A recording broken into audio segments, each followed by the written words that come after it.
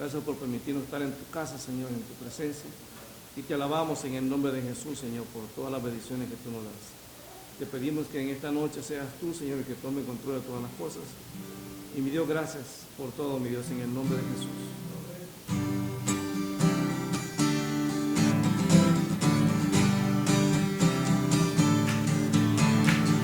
Puedes alabar, oh Señor, tu nombre, darte gloria, honra y honor. Por siempre bueno es alabarte, Jesús, y gozar en tu poder. Puedes alabar, oh Señor, tu nombre, darte gloria, honra y honor. Por siempre bueno es alabarte, Jesús, y gozar en tu poder, porque grande eres tú, grandes son tus obras, porque grande eres tú, grande es tu amor, grande es tu gloria, porque grande eres tú, grandes son tus obras, porque grande eres tú, grande es tu amor, grande es tu gloria. Puedes alabar, oh Señor, tu nombre, darte gloria, honra y honor.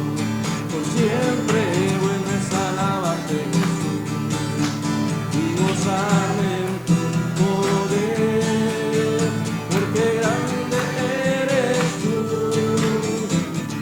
grandes son tus obras, porque grande eres tú, grande es tu amor, grande es tu gloria, porque grande eres tú, grandes son tus obras, porque grande eres tú, grande es tu amor, grande es tu gloria, porque grande eres tú, grandes son tus obras, porque grande eres tú, grande es tu amor, grande es tu gloria, porque grande eres tú, grandes son tus obras, porque grande eres tú, grande es tu amor, grande es tu gloria. Puedes alabarte, Señor. Sí, Señor, te bendecimos. Gracias, Señor, por lo bueno que eres. Gracias, Señor, en el nombre de Jesús. Tu nombre levantaré, me deleito en adorarte, y agradezco que en mi vida estés, que vinieras a salvarme. Tu nombre levantaré, me deleito en alabarte, y agradezco que en mi vida estés, que vinieras a salvarme. Dejaste el trono para mostrarnos la luz, de tu trono a la cruz, y de la palabra, de la cruz a morir, de la muerte a tu trono, tu nombre levantar. Dejaste el trono para mostrarnos la luz, de tu trono a la cruz, y de la palabra, de la cruz a morir, de la muerte a tu trono, tu nombre levantaré, tu nombre levantaré, tu nombre levantaré. Sí, Señor, gracias. Gracias, Señor, en el nombre de Jesús. Gracias por todas las bendiciones que tú nos das, Señor. Gracias, Señor, en el nombre de Jesús, por esta noche, Señor. Te Podemos alabarte, podemos bendecirte, Señor. Gracias, Señor, en el nombre de Jesús. Te bendecimos por lo bueno que eres, Señor. Gracias, Señor. Gracias, Señor, en el nombre de Jesús. Gracias, Señor. Gracias, Señor. Gracias, Señor.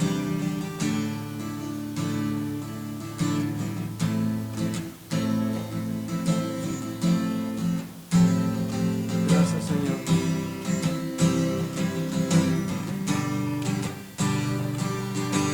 Quiero levantar a ti mis manos, maravilloso Jesús, milagroso Señor, llena este lugar de tu presencia, de descender tu poder a los que estamos aquí. Creo en ti, Jesús, en lo que harás en mí.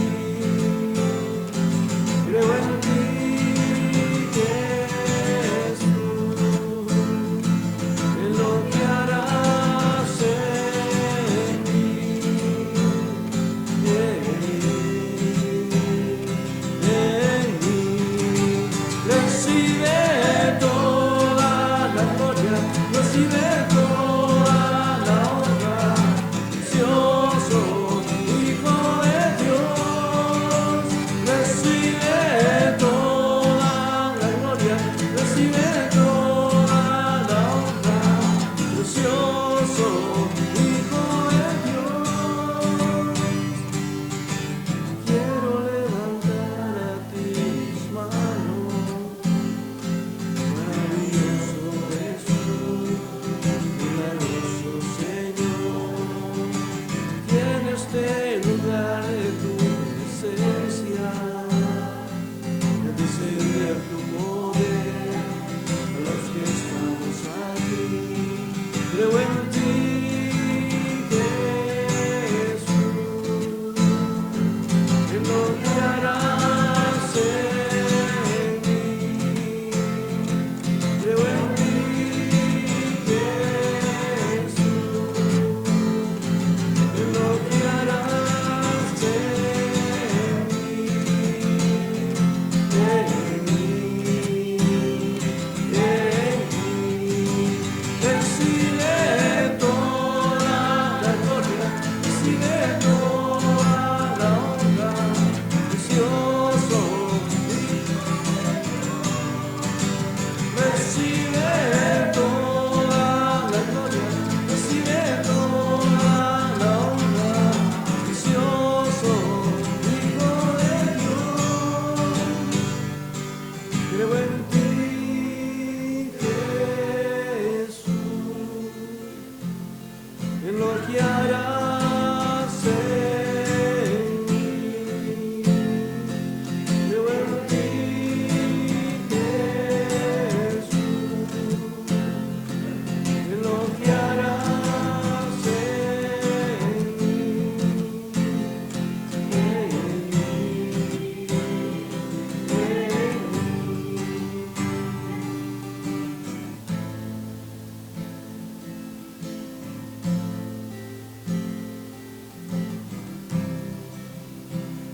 Señor, te bendecimos. Empieza ahí donde está, alabará al Señor, a darle gracias, a bendecir su nombre. Gracias, Señor, en el nombre de Jesús. Gracias, Señor, en el nombre de Jesús. Te bendecimos, Señor, por lo bueno que eres. Señor, ponemos en tus manos nuestra vida, Señor. Cada necesidad, Señor, que hay, Señor, la ponemos en tus manos, Señor, en el nombre de Jesús. Gracias, Señor, en el nombre de Jesús. Gracias, Señor, en el nombre de Jesús. Gracias, Señor, te bendecimos. Gracias por lo bueno que eres, Señor, en el nombre de Jesús. Amén. De Jesús, te damos gracias, Señor, porque tú eres bueno, porque para siempre es tu misericordia. Señor, te bendecimos y te ponemos en tus manos la palabra que vamos a estudiar, Señor, para que seas tú el que nos hable y el que, Señor, nos muestre exactamente lo que tú quieres mostrarnos en estos pasajes, Señor. Te damos gracias, mi Dios, en el nombre de Jesús. Amén. Bueno, vamos a ir a Apocalipsis capítulo 1, versículo 10. Ya estamos viendo hace algunos viernes, veíamos el versículo 9, donde el apóstol Juan nos enseñaba que él como apóstol se veía igual que nosotros. Él en ningún momento consideró que el ser apóstol lo ponía en una posición más alta que los demás. Él ahí nos dice en el versículo 9, yo Juan, vuestro hermano y copartícipe de vuestra en la tribulación, en el reino y en la paciencia de Jesucristo, estaba en la isla de Patmos por causa de la palabra de Dios y el testimonio de Jesucristo. Entonces, Juan fue enviado a la isla de Patmos por haber sido, pues andaba dando testimonio de la resurrección de Cristo y hablando del Evangelio. Entonces, pero en el versículo 10, él empieza a hablar de lo que es realmente ya la revelación que Jesús le da en este libro de Apocalipsis. En el versículo 10 nos dice, yo estaba en el Espíritu en el día del Señor, y oí detrás de mí una gran voz como de trompeta, que decía, yo soy el Alfa y la Omega, el primero y el último. Escribe en un libro lo que ves y envíalo a las 7 iglesias que están en Asia, a Éfeso, a Esmirna, a Pérgamo, a Tiatira, a Sardis, a Filadelfia y Laodicea.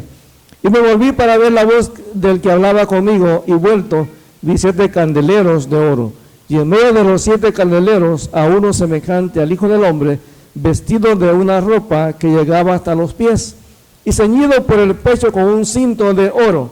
Su cabeza y sus cabellos eran blancos como blanca lana, como nieve, sus ojos como llama de fuego, y sus pies semejantes a bronce bruñido, refulgente como en un horno, y su voz como estruendo de muchas aguas. Tenía en su diestra 7 estrellas, de su boca salía una espada aguda de 2 filos, y su rostro era como el sol cuando resplandece en su fuerza. Cuando le vi, caí como muerto a sus pies, y él puso su diestra sobre mí, diciendo, no temas, yo soy el primero y el último, y el que vivo y estuve muerto, mas he aquí que vivo por los siglos de los siglos. Amén. Tengo las llaves de la muerte y del Hades. Escribe las cosas que has visto, y las que son, y las que han de ser después de estas.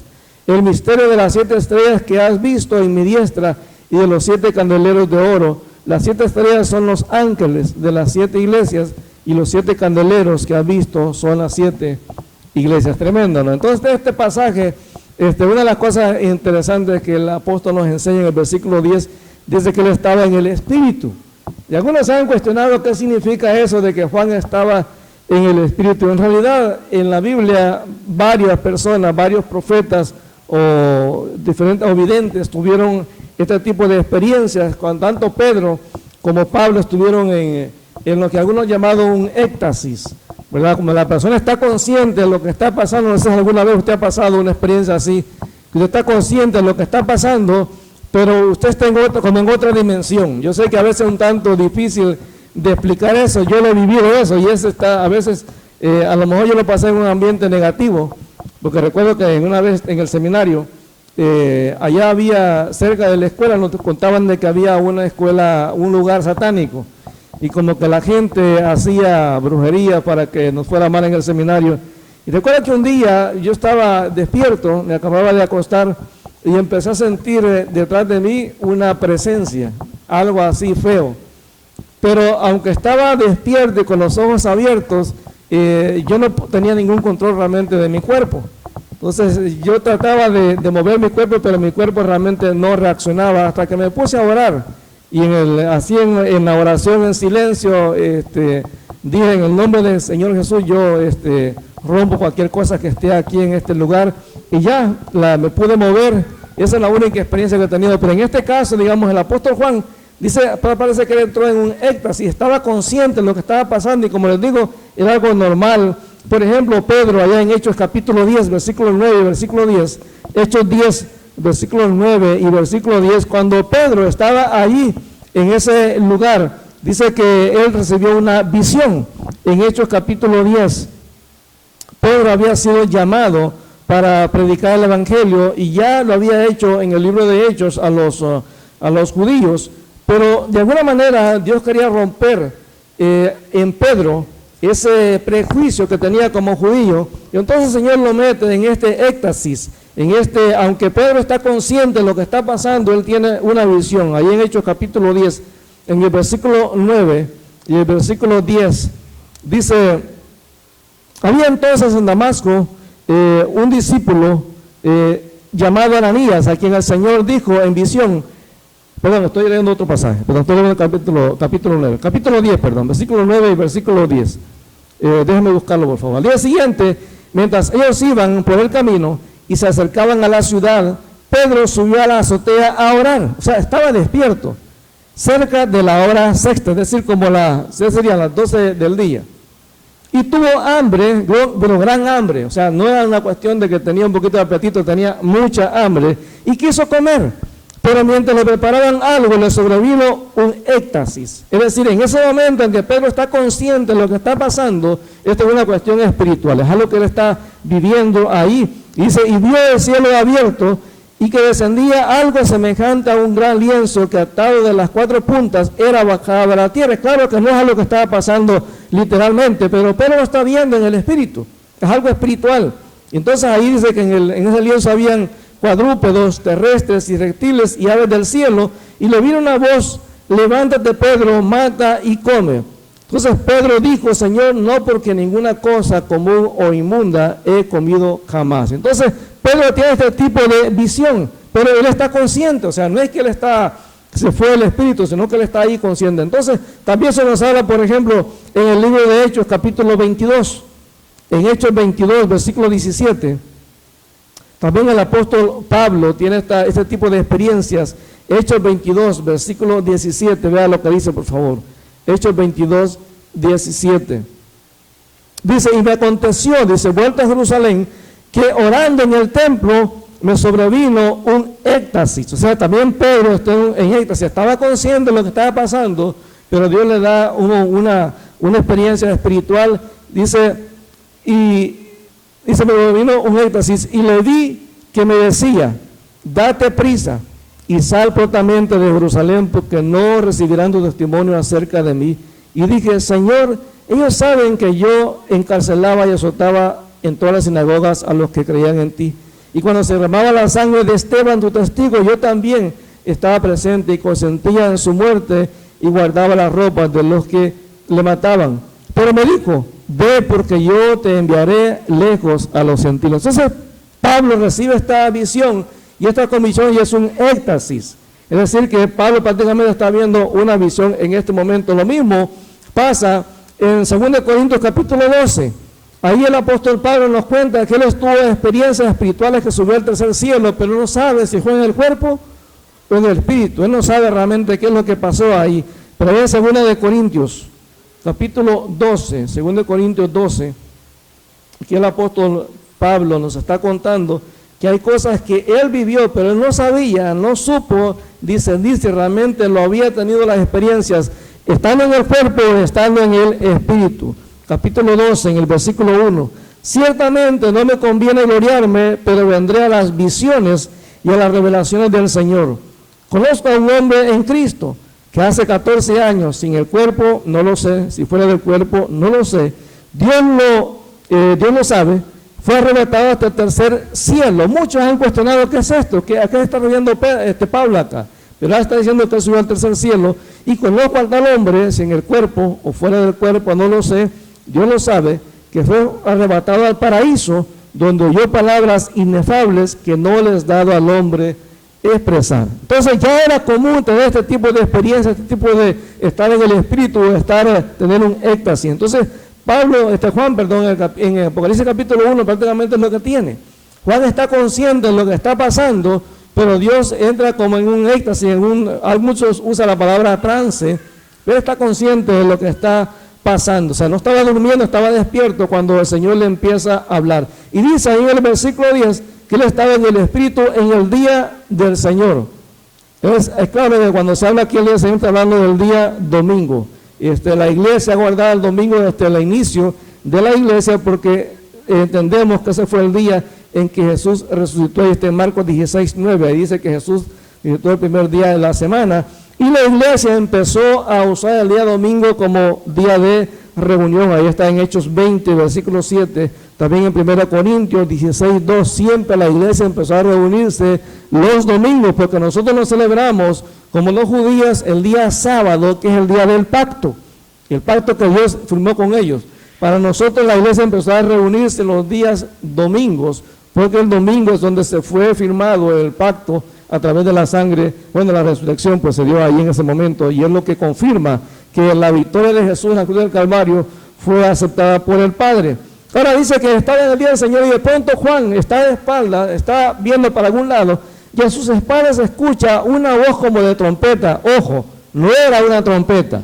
Él dice que es una voz como de trompeta, y normalmente en el Antiguo Testamento se usaban las trompetas para cuando había una reunión o un llamado a alguna guerra. Ahora Juan escucha detrás de él una voz poderosa que sonaba como trompetas. Cuando Dios dio los 10 mandamientos, eso fue lo que escuchó el pueblo judío también. Ahí en Éxodo 19:16, dice que el pueblo escuchó los estruendos y la voz de Dios así muy fuerte. Entonces ya era común que siempre que Dios hablaba con una voz fuerte. Ahora, ¿qué es lo que le dice el Señor al apóstol Juan en el versículo 11? La voz le decía: yo soy el alfa y la omega, el primero y el último. Ahora, es interesante que en el versículo 17, siempre ahí de Apocalipsis capítulo 1, ahí el Señor mismo se identifica quién es realmente ese primero y último, porque posiblemente aquí uno no identifica exactamente quién está hablando, pero ahí en el versículo 17, siempre de Apocalipsis capítulo 1, dice: cuando le vi, caí como muerto a sus pies, y él puso su diestra sobre mí diciendo: no temas, yo soy el primero y el último, y el que vivo y estuve muerto, mas aquí que vivo por los siglos de los siglos, amén, y tengo las llaves de la muerte y del Hades. O sea que realmente está refiriéndose a Jesús, el primero y el último, y el alfa y la omega. Ahora, es interesante que después de que se ha descrito quién es el que está hablando acá, le dice que lo que tiene que hacer es escribir un mensaje. Versículo 11: yo soy el alfa y el omega, el primero y el último. Escribe en un libro lo que veo. O sea que no fue idea de Juan escribir un libro, esta fue una orden de parte de Dios. Dice: escribe en un libro lo que ves. Ahora hay que entender una cosa bien importante aquí. Muchas de las cosas que Juan describe aquí en el libro de Apocalipsis, él las describió de acuerdo a como él las veía. Hay cosas que a lo mejor no conjeturado cuando habla de la lluvia de meteoritos, muchos dicen serán bombas. Nadie sabe, hermano. Pero hay que entender que Juan está describiendo las cosas tal como él las ve. Por ejemplo, si usted va, no sé, a su país, la mayoría de nuestros países son países donde el clima es muy caliente. Si usted le dice a alguien: no, yo un día estuve en la calle y estaba a menos 40 y el frío era tan terrible que ya me dolían las orejas, las tenía rojas. Usted le puede hablar todo lo que usted quiera, pero esa persona no le puede entender. Porque usted tiene que estar en el frío para saber qué es lo que significa menos 40. Usted le puede decir a la persona que meta la mano en el congelador, pero eso no es lo mismo meter un miembro que está todo el cuerpo sufriendo la congelación. Entonces Juan nos empieza a hablar en este libro de las cosas tal como él las vio. O sea, uno no puede pretender que la Biblia describa cosas que tengan que ser exactamente como es el mundo ahora. Juan escribió exactamente las cosas como Jesús se las reveló. Dice en el versículo 11 otra vez: escribe en un libro lo que ves y envíalo a las 7 iglesias. O sea, que el mensaje que está en Apocalipsis, ojo, no es para el mundo, no es para la gente de afuera, es para la iglesia. O sea, no es para la gente. A veces los cristianos tenemos la tendencia de empezar a tratar de explicarle a la gente o de usar el Apocalipsis como una base para meterle miedo a la gente y que la gente se convierta. No, este mensaje de acá es para la iglesia, porque lo que viene acá, hermano, tiene que ver con la iglesia, no con el mundo. Los juicios que vienen acá son para la iglesia, para que la iglesia las entienda y vea la urgencia que hay de ir a predicar el evangelio. Dice: escribe en un libro lo que ves y envíalo a las 7 iglesias que están en Asia, a Éfeso, a Esmirna, a Pérgamo, a Tiatira, a Sardis, a Filadelfia y a la Odisea. O sea, por alguna razón que no entendemos, el Señor decidió mandarle el mensaje a estas 7 iglesias. No sabemos por qué. Algunos han dicho que las 7 iglesias representan las diferentes etapas de la iglesia. Nadie sabe, hermano. Algunos piensan que las 7 iglesias representan lo que son los pecados típicos o las actitudes típicas de la iglesia evangélica a lo largo de la historia. Nadie sabe, hermano. Pero lo que sí sabemos es que este mensaje fue tan efectivo para las iglesias de ese tiempo como para las iglesias de esta época. Y fíjense lo que sigue diciendo ahí. Y me volví para ver la voz que hablaba conmigo. Y vuelto vi 7 candeleros de oro. ¿Qué son los 7 candeleros de oro a los que vio realmente Juan en ese momento? Nos dice ahí en el versículo 20, dice: el misterio de las 7 estrellas que ha visto en mi diestra y de los 7 candeleros de oro. Las 7 estrellas, dice, son los ángeles. Muchos han pensado que son los líderes de la iglesia, los pastores, ¿entiendes? Los 7 ángeles son las 7 de la iglesia, dice. Y los 7 candeleros que ha visto son las 7 iglesias. Hermanos, lo que está diciendo el apóstol Juan en este pasaje es que Jesús es el que está en medio de la iglesia, hermano. El que controla, a quien pertenece a la iglesia es a Cristo. Entonces, de una vez establece que el único dueño, por eso él tiene derecho a decir lo que le va a decir en el capítulo 2 y el capítulo 3 a la iglesia. Si usted analiza cada mensaje de la iglesia, es un mensaje fuerte. Cuando él le dice a una de las iglesias: por cuando has dejado tu primer amor, te voy a vomitar. No eres tibio, no eres ni frío ni caliente, eres tibio, te voy a vomitar. Eres desnudo. O sea, les habla realmente fuerte. Les dice que son cuevas de Satanás. O sea, habla bien fuerte. ¿Por qué? Porque él tiene todo derecho a hablarle hacia la iglesia, porque la iglesia le pertenece solamente a Cristo. Y dice: me volví para ver la voz que hablaba conmigo, y vuelto vi 7 candeleros de oro. Y en medio de los 7 candeleros, a uno semejante al Hijo del Hombre, vestido de una ropa que llegaba hasta los pies y ceñido por el pecho con un cinto de oro. O sea, Jesús ya no tenía la ropa que tenía cuando se fue en la ascensión. Ya tenía la ropa que normalmente él usa ahí en el cielo. Ya era una ropa real. Y es interesante, porque si usted va conmigo a Daniel capítulo 7, Daniel capítulo 7, en el versículo 13, es interesante que en este pasaje, y de hecho antes de pasar a Daniel capítulo 7, lee el versículo 14 conmigo, porque también ese capítulo 7 menciona el versículo 14. Dice: su cabeza y sus cabellos eran blancos como blanca lana, como nieve, y sus ojos como llama de fuego, y sus pies semejantes a bronce bruñido, refulgente como en un horno, y su voz como estruendo de muchas aguas. Entonces, cuando usted lee este pasaje y se va a Daniel capítulo 7, vea lo que dice, por favor. Daniel capítulo 7, del versículo 9. Recuérdese, Apocalipsis está hablando de Jesús. O sea, no tenemos ninguna duda, porque él dice que estuvo, el que vive y estuvo muerto y vive para siempre. Entonces, es claro que se está refiriendo a Jesús. Pero aquí en Daniel capítulo 9, ¿perdón? En el capítulo 7, perdón, en el versículo 9, vean lo que dice, por favor, en ese versículo. Dice: estuve mirando, dice Daniel, hasta que fueron puestos los tronos, y se sentó un anciano de días. Es claro que ese pasaje, ese anciano de días, es Dios el Padre. Pero vean lo que sigue diciendo ahí: cuyo vestido era como blanco como la nieve, como el vestido que describe de Jesús en Apocalipsis capítulo 1. Dice: y el pelo de su cabeza, ¿cómo era? Como lana limpia, su trono llama de fuego y las ruedas del mismo fuego ardiente. Un río de fuego procedía y salía delante de él, y millares de millares le servían, y millones de millones asistían delante de él. El juez se sentó y los libros fueron abiertos. Yo entonces miraba a causa del sonido de las grandes palabras, y hablaba el cuerno. Miraba hasta que mataron a la bestia, y su cuerpo fue destrozado y entregado para ser quemado en el fuego. Habían también quitado a las otras bestias su dominio, pero les había sido prolongado en la vida hasta cierto tiempo. Miraba yo en la visión de la noche, y aquí con las nubes del cielo venía uno como un hijo de hombre, que vino hasta el anciano de días, y le hicieron acercarse delante de él. Y le fue dado dominio, gloria y reino, para que todos los pueblos, naciones y lenguas le sirvieran, y su dominio es dominio eterno, que nunca pasará, y su reino uno que no será destruido. Se me turbó el espíritu a mí, Daniel, en medio de mi cuerpo, las visiones de mi cabeza me asombraron. Me acerqué a uno de los que asistían y le pregunté la verdad acerca de todo esto, y me habló y me hizo conocer la interpretación. Ahora dice el versículo 18, después recibirán el reino de los santos del Altísimo, poseerán el reino hasta el siglo eterno y para siempre. Entonces, una de las cosas importantes que Daniel nos menciona es que la misma vestidura que se menciona de Jesús en Apocalipsis capítulo 1 es la misma vestidura que se menciona del anciano de días del Padre en este pasaje. Hay gente que cuestiona la divinidad de Cristo.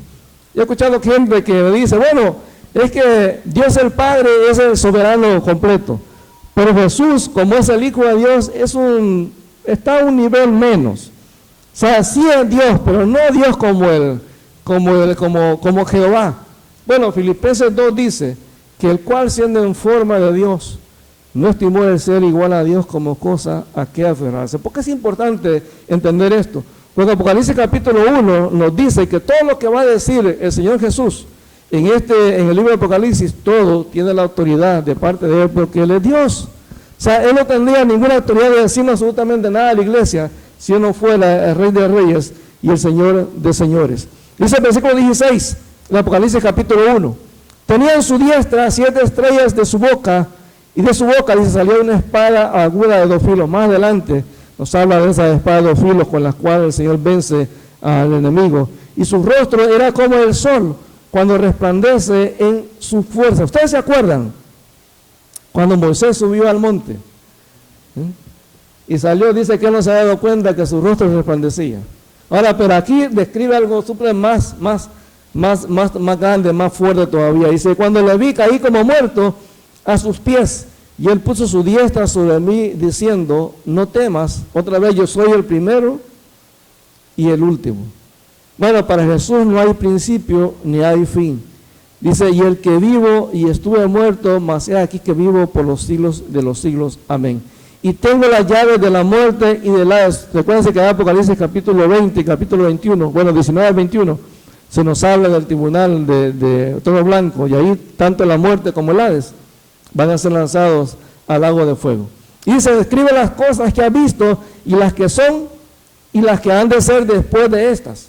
O sea, todo lo que va a pasar en el futuro, hermano, todo está descrito en el libro de Apocalipsis. Y dice, el misterio de las 7 estrellas que ha visto en mi diestra, y los 7 candeleros de oro.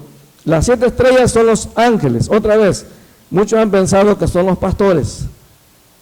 Por eso el mensaje, si usted se da cuenta, no es el mensaje directamente solamente a las iglesias. El mensaje llega primero al pastor, y el pastor lo tiene que dar a la iglesia tal como se le fue dado. O sea, uno no puede cambiar, hermano. A veces uno quisiera que los pastores predicaran o más fuerte o más suave. Hermano, uno no puede cambiar el mensaje. Cuando Dios te da un mensaje de bendecir a las personas, o un mensaje de consuelo, de ánimo, hay que darlo. Pero cuando Dios te da un mensaje donde tienes que hablar fuerte y confrontar a la gente, hay que darlo igual. Y dice, y los 7 candeleros que has visto son las 7 iglesias. Es decir, hermano, el que está en control de la iglesia es Cristo, nadie más. Entonces, por eso todo lo que empieza a hablar en el capítulo 2 y capítulo 3 de Apocalipsis, cuando le habla a cada iglesia, hermano, yo creo que simboliza a lo que es el estado de cada iglesia alrededor del mundo. Hay iglesias, hermano, donde lo más importante es el dinero. Hay iglesias donde tienen buena doctrina, pero en la práctica de la vida diaria no tiene nada que ver. Hay gente que sabe de mucha Biblia, pero eso no afecta absolutamente en nada su estilo de vida. Son gente que saben, que tienen títulos académicos, que tienen doctorados, tienen maestrías en teología, pero su vida no tiene absolutamente nada que ver con el Señor. Hay iglesias donde aún sabiendo de que lo que se está enseñando al frente es contra la palabra de Dios, la gente lo acepta como si fuera palabra de Dios, porque como el fulano que está al frente lo dice, y es un apóstol o un profeta o un pastor, la gente no lo discute. No, lo importante no es lo que la persona que está al frente diga, lo importante es lo que Dios dijo en la palabra. Nosotros tenemos que aceptarla tal como lo dice acá, mismo si no nos gusta. Yo no sé si usted le ha pasado en algún momento en su vida cristiana, pero yo he pasado momentos en los cuales a mí me enseñaron a lo mejor alguna cosa, alguna doctrina, Pero a lo mejor ya yendo a la Biblia y examinándola, me he dado cuenta que a lo mejor esa doctrina entra en conflicto con lo que la Biblia dice. Yo tengo que tomar una decisión si acepto lo que la Biblia dice o lo que me enseñaron en alguna denominación específica. O sea, es interesante que muchas personas, muchas denominaciones tienen a veces ideas o conclusiones totalmente diferentes en cuanto a veces el mismo texto. Uno de los pasajes que a mí me gusta mucho examinar, por ejemplo, es el pasaje ese del buen samaritano, le llaman, la parábola del buen samaritano. Es interesante que en esa parábola específicamente, todo empieza con una pregunta que le hacen a Jesús. Y la pregunta es, ¿qué debo de hacer para tener la vida eterna? Esa es la pregunta que le hace el fariseo. Y Jesús le dice, los mandamientos sabes. Entonces él le dice, bueno, ¿cuáles? Hablan del gran mandamiento y le dice, bueno, amarás al Señor tu Dios con todo tu corazón, con toda tu mente, con todas tus fuerzas, y a tu prójimo como a ti mismo. Y este personaje, él sabe qué es lo que es amar a Dios. Pero después le dice, pero ¿quién es mi prójimo? Y entonces Jesús empieza a darle la parábola del buen samaritano y le cuenta que había un hombre que venía desde una ciudad, iba subiendo de Jericó, o de Jerusalén a Jericó. Dice que fue asaltado y lo dejaron ahí medio muerto. Que pasó un levita, que pasó un sacerdote. A veces uno se concentra tanto en definir si el levita y el sacerdote lo hicieron bien, que se olvida de que el mensaje central que está dando Jesús es la acción del samaritano. Y cuando el samaritano pasa por ahí, el samaritano ve a ese hombre que está medio muerto y lo ayuda. Dice que lo venda sus heridas, lo cura y luego lo sube a su bestia de carga, lo lleva al mesón y dice que paga para que lo cuiden. Entonces Jesús le dice al hombre, dice, ¿quién es el prójimo del que estaba tirado ahí? Y le dice, pues el que usó de misericordia. Y le dice, veas tú lo mismo. Ahora la pregunta es, ¿qué está enseñando esa parábola realmente? Está enseñando que si nosotros hacemos buenas obras, ¿eso es algo muy bueno? ¿Qué piensan? Porque la mayoría de gente piensa eso. Pero recuérdense, ¿cuál fue la pregunta inicial? ¿Qué debo de hacer para tener la vida eterna? Entonces tú no puedes decir que está enseñando Jesús que es importante hacer buenas obras. Porque todos estaríamos diciendo que las buenas obras son las que nos llevan a la vida eterna. Realmente no. Fíjense la pregunta de Jesús. La pregunta de Jesús no es ¿quién fue el prójimo del samaritano? Es decir, mi prójimo es aquella persona a quien yo le ayudo. Pero la pregunta de Jesús es al revés. La pregunta de Jesús es quién es el prójimo del que estaba tirado ahí. Ahora, ¿qué hizo ese hombre que estaba tirado ahí para merecer la ayuda del samaritano? Nada. ¿Qué necesitamos nosotros como seres humanos hacer para recibir realmente la vida eterna? Nada, hermano. El ser humano no puede hacer absolutamente nada porque la Biblia dice que el ser humano está muerto en delitos y pecados, como ese samaritano que estaba medio muerto. O sea, nosotros recibimos la vida eterna solamente cuando entendemos que nosotros no podemos hacer nada y creemos que solamente Jesús nos puede dar por la fe, salvación y vida eterna. Pero hay mucha gente que enseña que lo más importante es hacer buenas obras. Las buenas obras son importantes.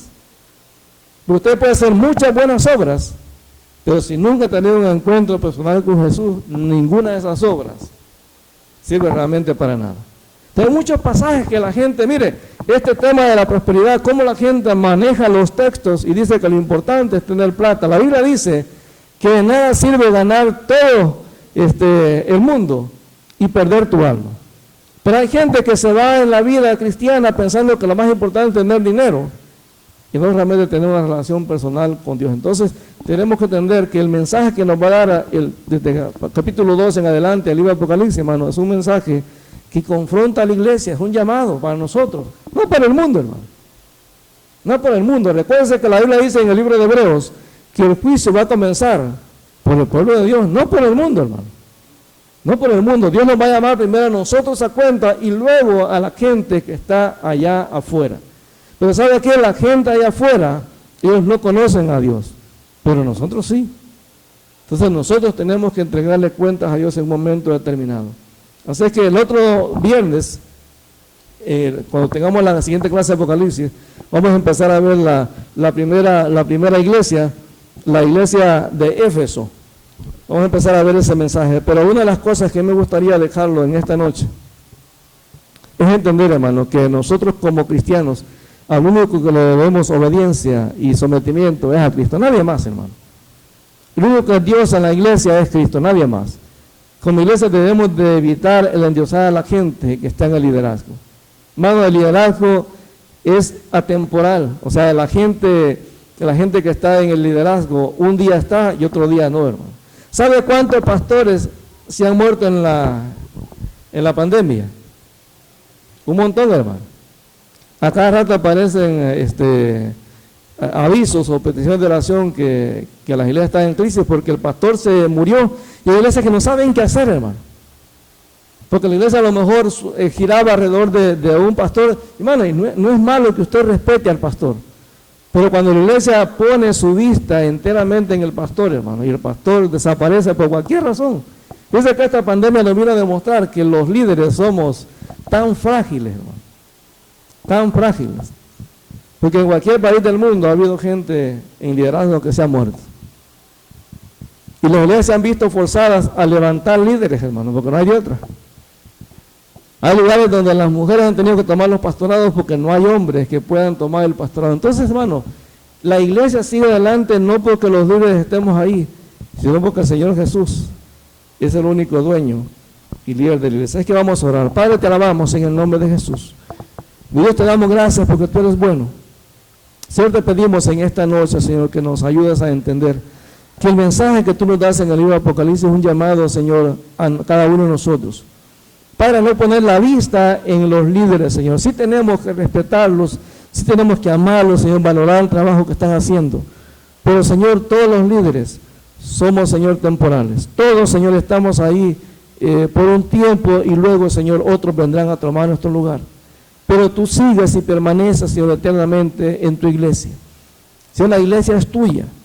Y este mensaje que tú nos vas a dar a los líderes y a la iglesia en general, Señor, es un mensaje para llamarnos la atención, para que entendamos, Señor, que tú no quieres que estemos viviendo una religión. Hay gente que se conforma, Señor, con venir el domingo, venir a veces el viernes, y piensa que eso es el cristianismo, Señor. El cristianismo es una relación contigo de 24 horas sobre 24, los 7 días de la semana, Señor. Y tú quieres que este mensaje de Apocalipsis impacte nuestra vida, Señor. Ser así como Juan, a pesar de que te conocía en persona, Señor, cuando escuchó tu voz, Señor, cuando tuvo esa visión, esa experiencia de estar en el Espíritu, ese momento de éxtasis y estar viendo tu visión, Señor, estuvo realmente maravillado de ver la grandeza tuya, Señor. Nosotros también como iglesia, ayúdanos a acercarnos a ti con respeto, con reverencia, Señor. Cuando estudiamos tu palabra, Señor, que no nos consideremos superiores a nadie, sino que entendamos, Señor, que todos delante de ti somos iguales. Te damos gracias en el nombre de Jesús, Señor, por esta palabra que tú nos das. Ayúdanos, Señor, que allá donde estemos, los que estamos aquí en este lugar, los que están en sus casas, que cada uno de nosotros, Señor, pueda en este momento reconocer, Señor, de una manera clara y firme, Señor, que el único Señor en la iglesia eres tú. Que no hay nadie, Señor. Que no hay nadie realmente que se merezca el reconocimiento, que solo tú, Señor. Apocalipsis nos va a enseñar que el único que merece el reconocimiento por todo, Señor, es Jesucristo, es el Padre, nadie más. Por eso, mi Dios, te damos gracias. Por eso te bendecimos, mi Dios. En el nombre de Jesús, Señor. En el nombre de Jesús. Amén. Bueno, amados hermanos.